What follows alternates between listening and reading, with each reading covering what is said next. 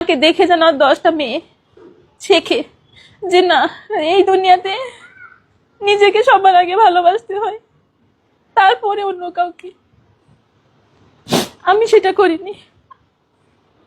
আমার হাজবেন্ডকে না আমি আসলে আমার নিঃশ্বাস ভাবতাম, জানেন, নিঃশ্বাস ভেবে আমার মোবাইলে ওর নামটা না তারেক অক্সিজেন আমার এই নামে সেভ করা।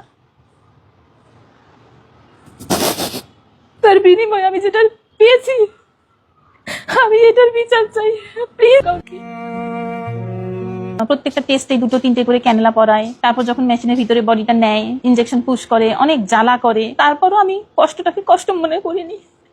আমি ভেবেছি আমার এই কষ্টের বিনিময়ে যেন আমার হাজবেন্ড নতুন জীবনটা ফিরে পায়, বেঁচে থাকে, আমাদের সামনে, চোখের সামনে থাকে।